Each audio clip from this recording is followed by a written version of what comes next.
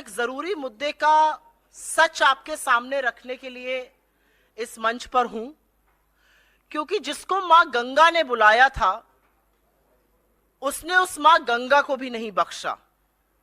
और एक बार फिर, और ये मैं पूरी मुस्तैदी से, पूरे पुरजोर तरीके से, पूरी मजबूती से कहना चाहती हूं कि एक बार फिर हमने भारतीय जनता पार्टी और मोदी सरकार को कांग्रेस ने मजबूर किया कि उन्होंने अपना गलत फैसला वापस लिया और अपनी भूल का सुधार किया।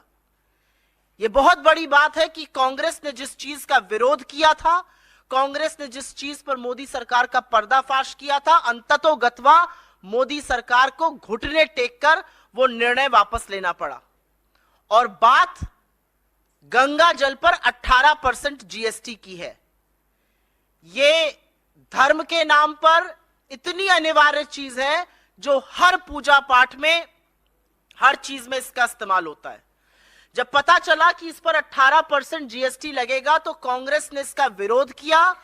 अपने सारे प्लेटफॉर्म से हमने इसका खिलाफत करी, हमारे नेताओं ने खिलाफत करी, हमारे कार्यकर्ताओं ने खिलाफत करी, और यहां तक कि कांग्रेस अध्यक्ष ने भी इस मुद्दे को मुस्तैदी से और मजबूत तरीके से उठाया। हिंदू धर्म में गर्भधारण से लेकर मृत्यु तक 16 कर्मकांड होते हैं और उस सब में गंगा जल अनिवार्य है। घर की शुद्धि के लिए, आचमन के लिए, चरणामृत में जब तक गंगा जल नहीं पकता वो आप देवी देवताओं को चढ़ा ही नहीं सकते हैं।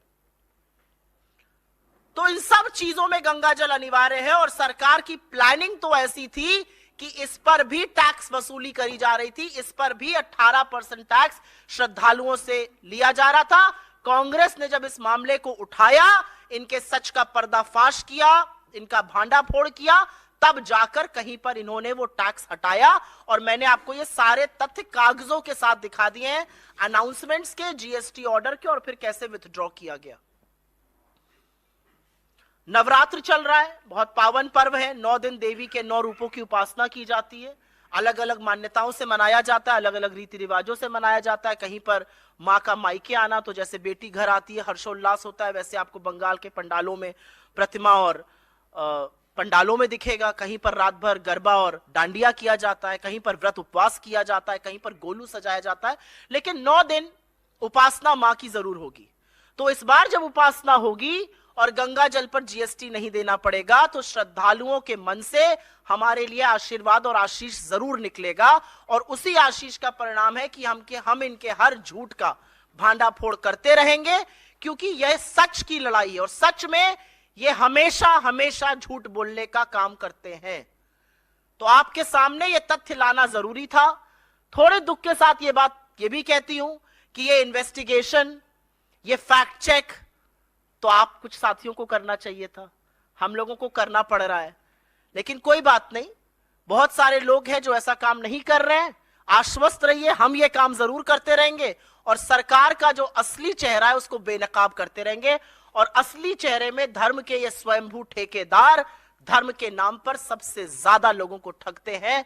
मां गंगा को भी इन्होंने बख्शने का काम नहीं किया। कहा गया था कि ये पूजा की सामग्री है और पूजा की सामग्री पर तो जीएसटी लगता ही नहीं है, वो भी एक कोरा झूठ है। ये सीबीआईसी जो इनडायरेक्ट टैक्स की वेबसाइट है, जो जीएसटी जिसके अंतर्गत आता है, उसकी वेबसाइट का स्क्रीनशॉट मेरे हाथ में है। इसमें 10 चीजें हैं पूजा की सामग्री में जिस पर जीएसटी नहीं लगता है। यह कल रात की ली हुई प्रिंट आउट है। उसमें रुद्राक्ष की माला है, और आपकी सहूलियत के लिए, जिससे कि लोगों को दिखा हुआ ज्यादा याद रहता है, ये सारी चीजें हम लेकर आए हैं कि पता रहे। क्योंकि गंगा जल पर जब झूठ जो बोल सकता है, मां गंगा के नाम पर जो झूठ बोल सकता है, वो तो हर चीज पर झूठ बोल सकता है। तो ऐसे लोगों को साक्ष्य दिखाना बड़ा जरूरी होता है। रुद्राक्ष की माला पर जीएसटी नहीं है, रुद्राक्ष या तुलसी माला पर जीएसटी नहीं है। पूजा सामग्री में नंबर 1 ये है। उसके बाद यज्ञोपवीत पर, ये आप सब लोग जानते हैं जो पूजा पाठ करते हैं, इस पर जीएसटी नहीं है। बिना ब्रांड के शहद पर जीएसटी नहीं है। आपकी तरफ इसको पता नहीं क्या कहा जाता है, हमारी तरफ इसको कलावा कहा जाता है, रक्षा सूत्र भी कहते हैं, इस पर भी जीएसटी नहीं है। विभूति ज्यादातर साउथ इंडिया में लगाई जाती है, इस पर भी जीएसटी नहीं है। रोली पर जीएसटी नहीं है, चंदन के टीके पर जीएसटी नहीं है, दिए की बाती पर जीएसटी नहीं है, और जो खड़ाऊ लकड़ी का, और ये सिर्फ प्रतीकात्मक है, जो खड़ाऊ लकड़ी का साधु संत पहनते हैं या वो लोग जो पहनते हैं, जो अनुष्ठान करते हैं, इस पर भी जीएसटी नहीं है। बाकी सब चीजों पर जीएसटी इसमें अंकित है, चरणामृत पे जीएसटी नहीं है।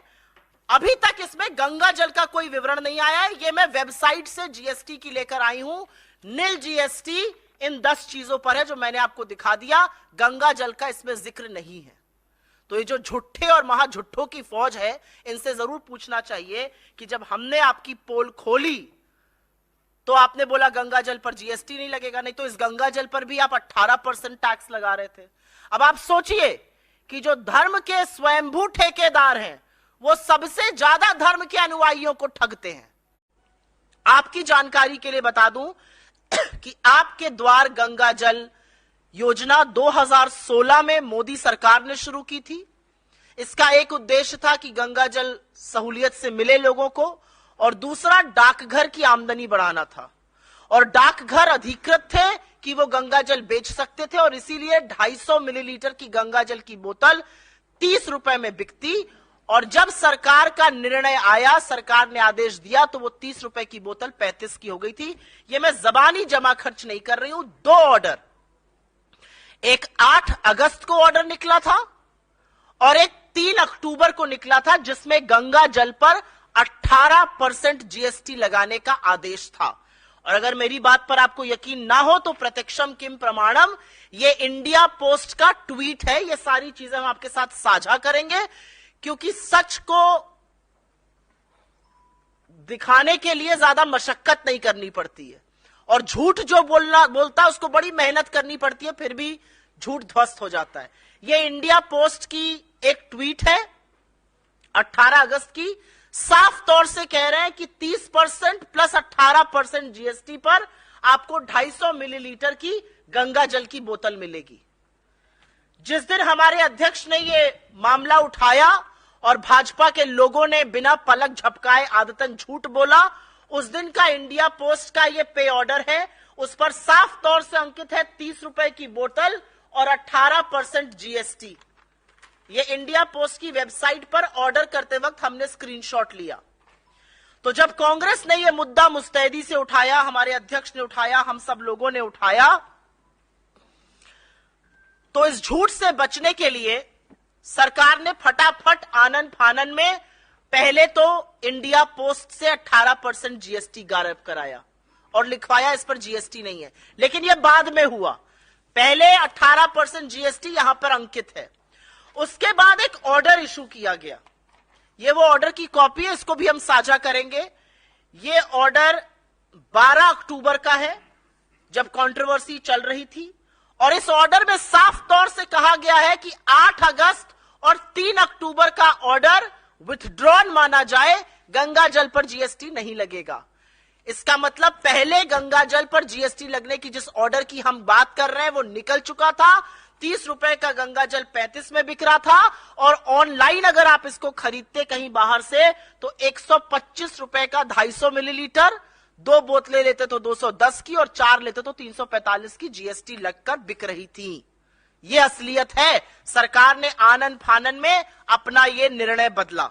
अपने चिर परिचित अंदाज में भाजपा के बददिमाग प्रवक्ता, उनकी ट्रोल आर्मी और उनके फेक न्यूज के जो सरगना हैं, उन्होंने यह साबित करने की कोशिश की कि असल में गंगा जल पर तो जीएसटी है ही नहीं, वो पूजा सामग्री के अंदर आता है। और थोड़े दुख के साथ कहना पड़ता है साथियों कि उनकी बातों को आप लोग ब्रह्म वाक्य मानकर उनका वर्जन चला देते हैं। तो आपने चला दिया कि भाई गंगा जल पर तो कोई जीएसटी नहीं है, सरकार ने क्लैरिफाई कर दिया। सरकार और उसके प्रवक्ता और उसके लोग झूठ बोल रहे थे।